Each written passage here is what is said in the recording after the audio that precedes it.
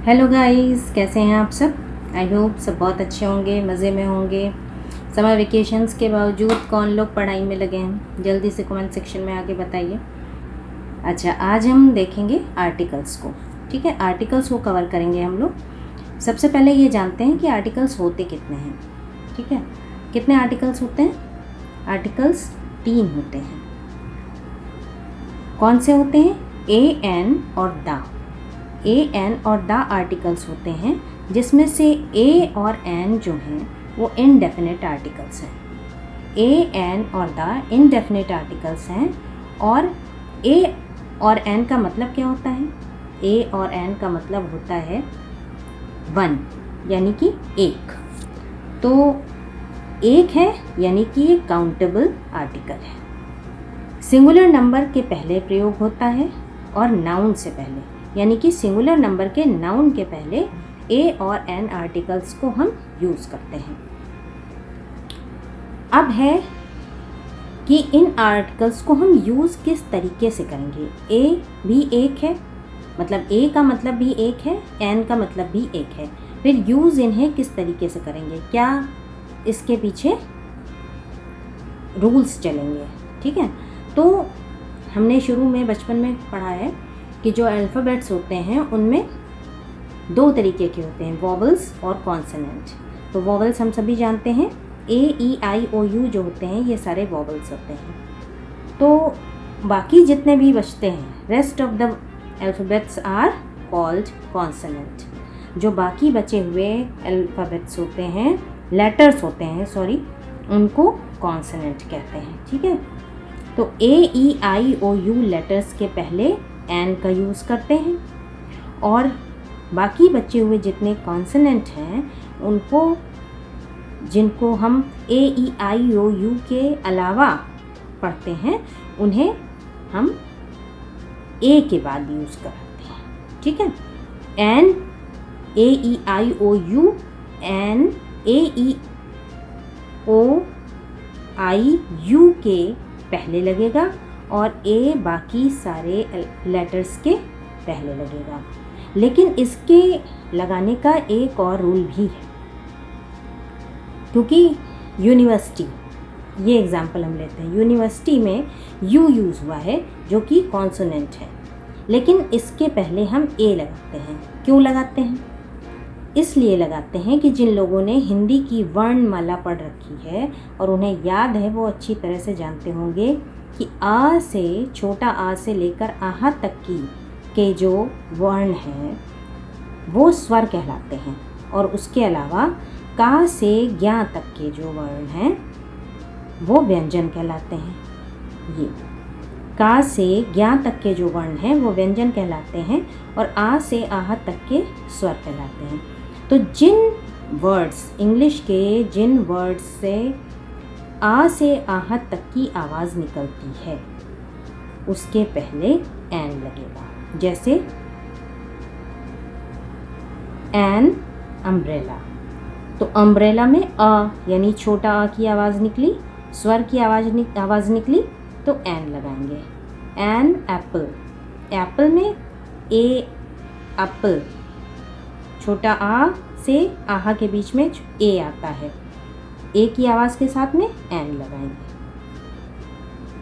पर जब हम यूनिवर्सिटी लिखते हैं तो यू से शुरू हुआ जो इंग्लिश के वॉवल्स के बीच में आता है। वॉवल्स 5 होते हैं, जो ए, ई, आई, ओ, यू में से यू होता है यूनिवर्सिटी के पहले, लेकिन इसके पहले हम ए ही लगाएंगे। क्यों ए लगाएंगे? क्योंकि या की आवाज़ निकल रही है, और ये जो या की आवाज़ है वो आ से आहा के बीच में नहीं आती है।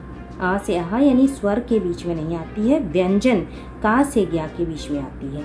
इसका मतलब हिंदी वर्णमाला के का से ज्ञा तक के व्यंजन से जिन वर्ड्स के पहले लेटर का उच्चारण होगा उसके साथ ए का यूज़ किया जाएगा, बाकी सब के साथ में एन का यूज़ किया जाएगा। Is it clear? An apple, an umbrella, a university, a unit. साथ ही में आता है आवर। इसके साथ बहुत डाउट रहता है, एन आवर कि ए आवर, क्या होगा? आवर का एच है जो ए ई आई ओ यू के बीच से नहीं आता है, लेकिन जब इसको हम साउंड करते हैं, जब इसका प्रोनाउंसिएशन करते हैं तो एच से आवर की आवाज़ निकलती है, यानी बड़ा आ, आवर की आवाज़ निकलती है जो आ से आहा यानी हिंदी वर्णमाला के स्वर के बीच में आता है, और आ से आहा के बीच में आने की वजह से इसके साथ में एन का यूज़ किया जाता है। Is it clear? इसके बाद हम आते हैं दा की तरफ, यानी जो हमारा दूसरा ए एन के अलावा आर्टिकल है दा, ए एन के अलावा आर्टिकल है दा, उस पर आते हैं। और दा के साथ में क्या यूज़ होता है, कैसे यूज़ होता है वो देखते हैं। दा को दा बोलेंगे कि दी बोलेंगे, इसके भी रूल्स होते हैं। कहाँ पर इसे दी प्रोनाउंस किया जाता है और कहाँ पर इसे द प्रोनाउंस किया जाता है। जब आप वॉवल्स के साथ इसको यूज़ करते हैं, यानी स्वर के पहले जब हम द लगाते हैं, एन के साथ लगाते हैं, तो इसको हम दी प्रोनाउंस क्या करते हैं, दी प्रोनाउंस करते हैं। जब हम स्वर या वॉवल या एन के साथ इसको यूज़ करते हैं तो उसको हम दी प्रोनाउंस करते हैं। और अन्य सभी कॉन्सोनेंट्स के साथ जब हम इसको यूज़ करते हैं तो उसको हम दा बोलते हैं। क्या बोलते हैं? दा प्रोनाउंस करते हैं।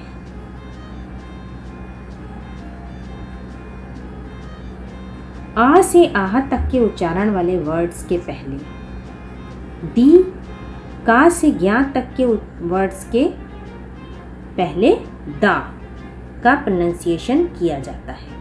यानी कि जितने भी स्वर हैं, जितने भी वॉवल्स हैं, उनके पहले हम इसे दी बोलेंगे, और जितने भी कॉन्सोनेंट हैं, जितने भी व्यंजन हैं, उसके पहले हम इन्हें दा बोलेंगे। ठीक है? और the will be used with someone or something specific. जब कोई ख़ास चीज़ या जब कोई ख़ास व्यक्ति के बारे में बात की जाती है, किसी ख़ास व्यक्ति के बारे में, किसी ख़ास चीज़ के बारे में, तब भी हम दा का यूज़ करते हैं। ठीक है? किसी विशेष व्यक्ति या वस्तु का जब जिक्र आता है या बात होती है तो उसको हम दा बोलते हैं। जैसे आई मेट अ वुमन, मैं एक आम औरत से मिली या किसी स्त्री से मैं मिली। वो कोई भी स्त्री हो सकती है, आम स्त्री थी, लेकिन जब हम उस स्त्री के बारे में दोबारा बात करते हैं या उस स्त्री के बारे में आगे कुछ बात करते हैं तो वो ख़ास हो जाती है, तो उसके साथ में हम दा का यूज़ करते हैं। जैसे आई मेट अ वुमन, तब तक वो आम रही। अब उसके बाद हम ये नहीं कहेंगे कि शी वॉज सिंगिंग, ये रॉन्ग होगा। उसके बाद हम कहेंगे द वुमन वॉज सिंगिंग। ये दा जो है उस औरत को ख़ास बना देता है, उस स्त्री को ख़ास बना देता है। तो आई मेट अ वुमन, मैं एक स्त्री से मिली, द वुमन वॉज सिंगिंग, वो स्त्री गाना गा रही थी। तो इस तरीके से जब हम किसी व्यक्ति, वस्तु या स्थान के बारे में बात करते हैं, किसी भी नाउन के बारे में बात करते हैं, आम तौर पे बात करते हैं, तो वो दा की कैटेगरी में नहीं आता है। लेकिन जब उसके बारे में हम दोबारा जिक्र करते हैं, तिबारा जिक्र करते हैं, या उसकी कोई ख़ास बात बताते हैं, कोई विशेषता बताते हैं, तो फिर वो दा की कैटेगरी में आ जाता है। अगर आपको ये वीडियो पसंद आया है तो जल्दी से लाइक कर दीजिए, शेयर एंड सब्सक्राइब कर दीजिए चैनल को, जिससे इसी तरीके के और वीडियोज़ आप तक पहुँचते रहें। इसके अलावा और आप किस तरीके के वीडियोज़ देखना चाहते हैं इसके बारे में बताइएगा। और इसके पहले सारे टेंसेस के वीडियोस चैनल पे अपलोड किए जा चुके हैं, अगर आपको चाहिए होंगे तो आप देखिए, क्योंकि टेंसेस को अच्छी तरह से समझ लीजिए। उसके बाद डायरेक्ट, इनडायरेक्ट और एक्टिव पैसिव शुरू कराते हैं। मैं बीच में शुरू कराने वाली थी लेकिन नहीं कराया, इसी वजह से, क्योंकि टेंसेस वाले चैनल पे व्यूज़ बहुत कम हैं और मुझे नहीं लगता है कि अच्छी तरह से देखा गया है। कोई बात नहीं, इसके बाद हम डायरेक्ट, इनडायरेक्ट और एक्टिव पैसिव पर काम करेंगे। फ़िलहाल के लिए इतना ही, मिलते हैं नेक्स्ट वीडियो में। Till then take care and bye bye.